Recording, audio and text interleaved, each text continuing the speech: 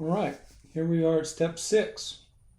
And if we go into the big book of Alcoholics Anonymous, we see that step 6 comes after step 5.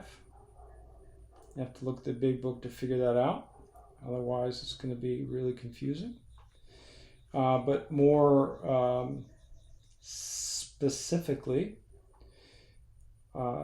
it talks about the idea that after you take this 5th step, I think I talked about this last time, that you go home and take this hour and carefully review what you've done. Thank God from the bottom of your heart, knowing that you know Him better, or that you know Him better, and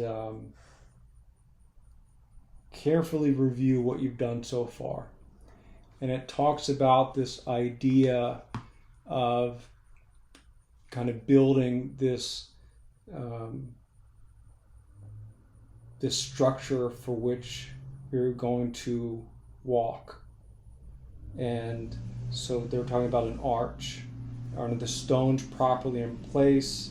Have we skimped on any cement, the foundation? Have we tried to make mortar without sand? So we're going through our first 5 steps to make sure that we haven't left anything out.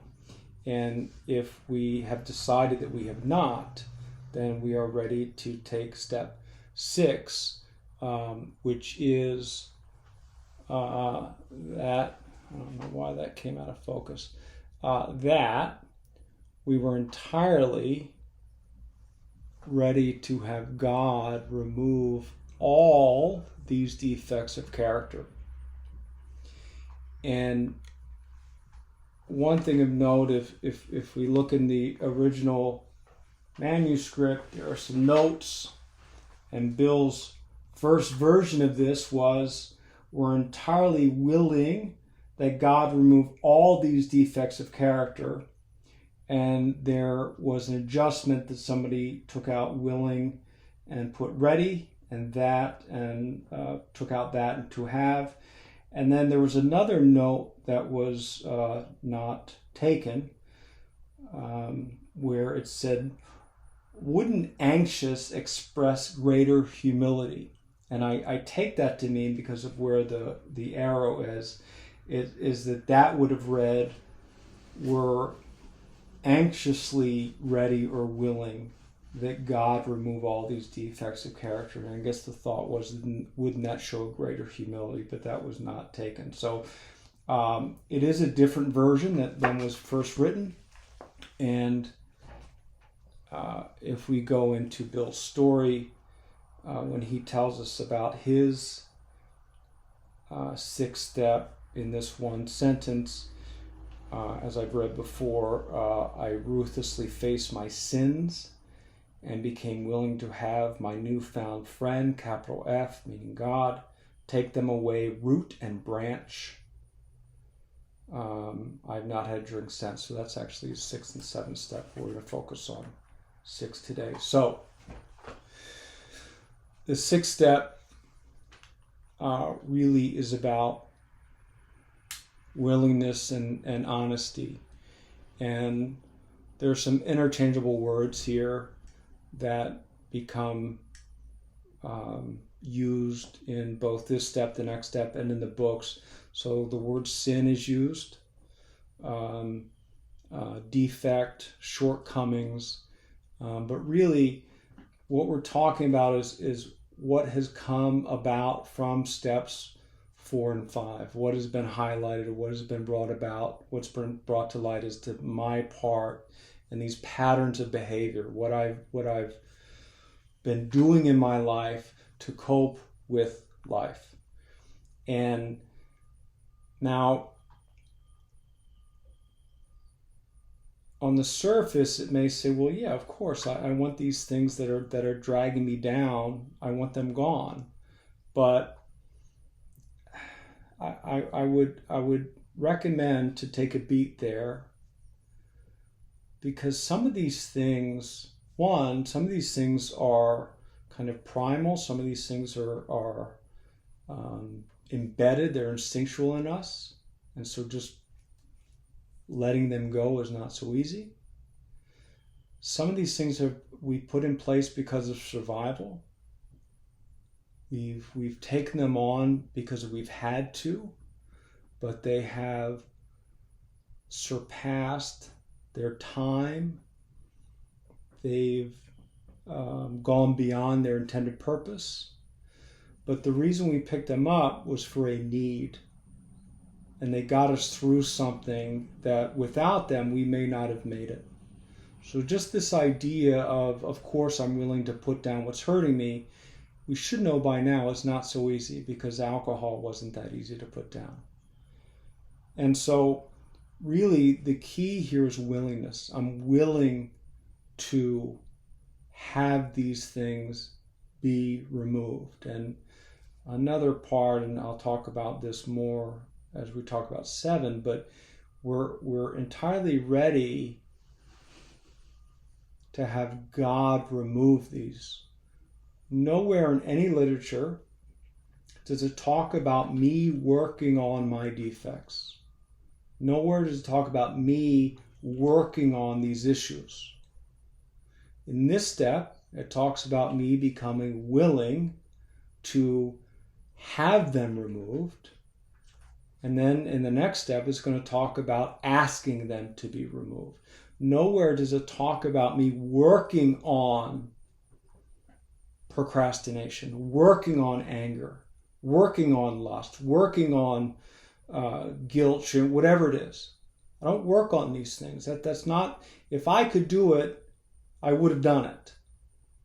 And so that's a big part of this step, is this letting go and this turning over, and I'll talk more about that in a minute. So if we go to the 12 and 12, we see more about that this idea is really just about, do I have any reservations? So usually I can take a look at my shortcomings, my defects, and say, okay, these are really dragging me down. I have to get rid of these. And then I have some that say, I don't know. I'm not sure about these. And what the book talks about, what I really have to be careful about, is this third section where I say, no, never.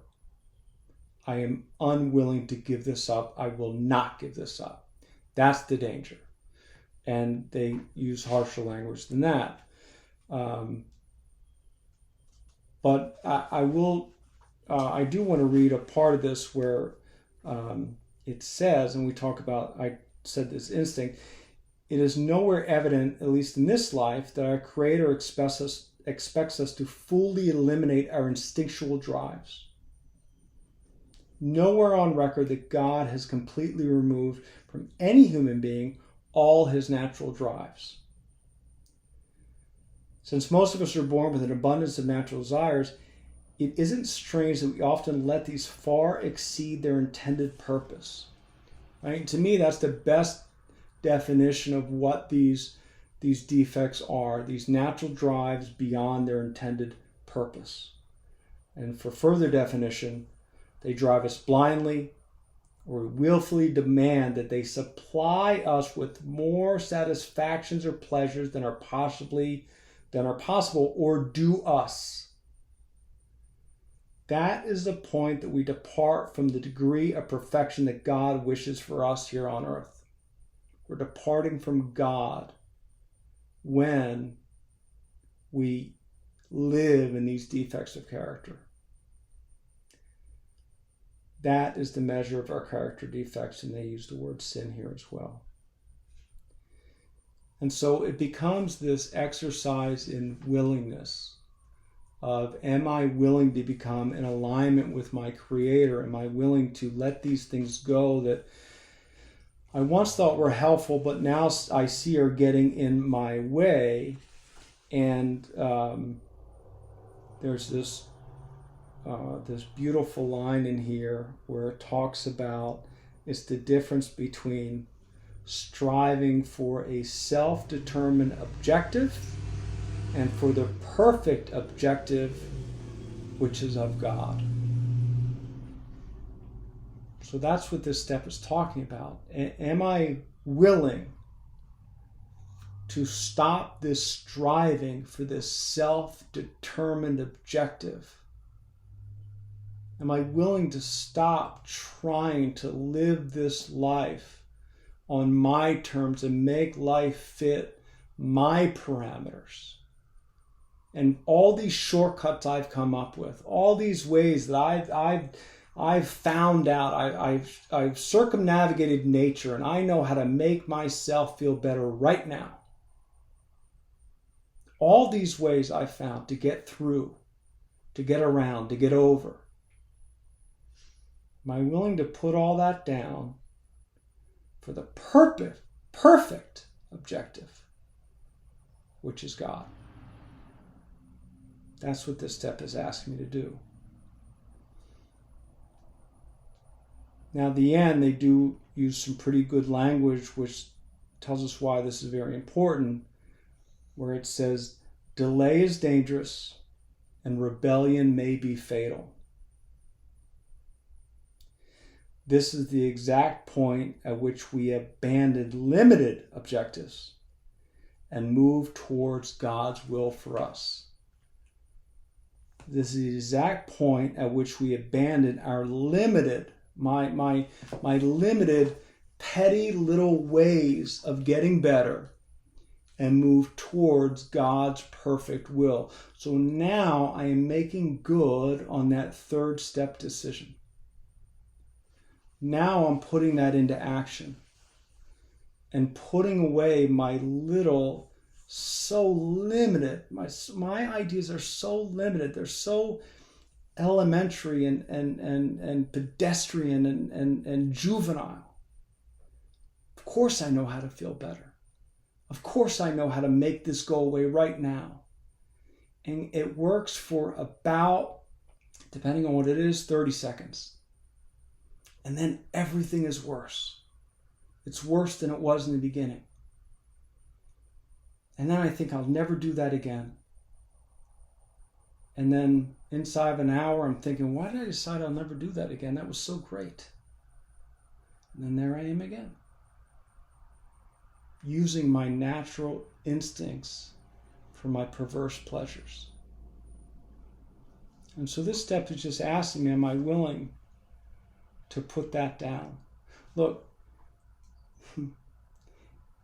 if my way worked, it certainly would have worked by now.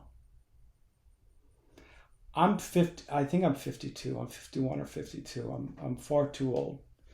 But if my way would have worked, it certainly would have done so by now.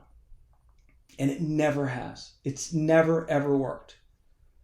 No matter how many people I sleep with, no matter how much food I eat, no matter how much exercise I get or don't get, no matter how much I sleep, no matter how much I stay awake, no matter how many drugs I use, no matter how much I starve myself, whatever the extreme is, the all or nothing, whatever it is, if it was going to work, it would have worked by now.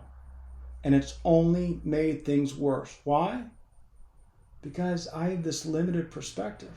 I have no idea what's good. And so this is me making a decision to say, yeah, I'm going to put that down and I'm going to move over to God's will. I am entirely ready to have these be removed. I'm not ready to work on them. Doesn't ask me to do that. What a wonderful step. What a gift. What a wonderful tool we have. And I got this tool, why? Because I drank too much. What a program. What a wonderful way to live. What a great tool that we have. And so often we just lump this in 6 and 7, right? And we miss the true power of what this is. This is a wonderful coming to terms with God's will, making good on that third step. And so, I love all the steps, but this one, this one is very special. So next time we'll talk about the next one.